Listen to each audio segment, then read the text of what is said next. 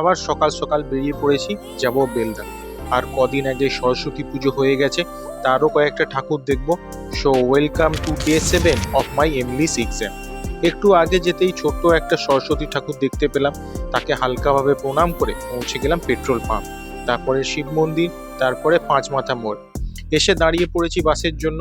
আজকে আগে থেকেই ফোন করে দিয়েছিলাম বাস আছে কিনা। চলে এলো দেবায়ন্তী বাস, উঠে পড়লাম। বাস একদম ফাঁকা, বসে পড়লাম।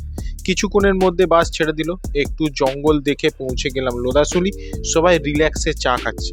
তারপরে খড়গপুর। বাস আরও বেশি ফাঁকা হয়ে গেল। ওখান থেকে বাস ছেড়ে দিল, পৌঁছে গেলাম বেলদা। আজকে ভেবেছিলাম অন্য হোটেলে ভাত খাবো, কিন্তু কোনো হোটেলে ভাত হয়নি। সেখানে একটা ছোট সরস্বতী প্রতিমা ছিল, হালকাভাবে প্রণাম সেরে নিয়ে তার পাশেই একটা বড় স্টেজ দিয়ে সরস্বতী ঠাকুরের প্যান্ডেল ছিল। সেটাকে হালকাভাবে প্রণাম করে চলে গেলাম খাবার খেতে। সেখানেও একটা সরস্বতী ঠাকুর, তাকেও হালকাভাবে প্রণাম সেরে চলে এলাম খাবার হোটেলে। ওই সময় দেখলাম প্যান্ডেল খুলে দিচ্ছে। তারপরে এই লোকটা স্পেশাল ছাতাটাকে দেখতেই চলে এলো গরম ভাত, ডাল, সবজি, বেগুন, আলু মাখা, তারপরে মাছের ঝোল। খেয়ে চললাম কলেজের দিকে। ফের রাস্তায় সরস্বতী ঠাকুর দেখে প্রণাম সেরে চলে গেলাম রেলগেট। তারপর আরেকটা সরস্বতী ঠাকুর দেখে প্রণাম করে পৌঁছে গেলাম কলেজের গেট। আর এটা তার হালকাভাবে বিল্ডিং। আমি বাইরে দাঁড়িয়ে রিল্যাক্স করছিলাম। এক্সাম শেষ। এখানে বইগুলো এমনভাবে রাখা আছে কেন বুঝতে পারলাম না। তারপরে এটা হলো বেলদা কলেজের সরস্বতী প্রতিমা। হালকাভাবে প্রণাম সেরে চলে গেলাম গেটের দিকে। রাস্তায় পেয়ে গেলাম প্লাস্টিকের গোলাপ, কিন্তু দেওয়ার কেউ নেই। গেট দিয়ে বেরিয়ে একটু হেঁটে পৌঁছে গেলাম বেলদা বাস স্ট্যান্ড।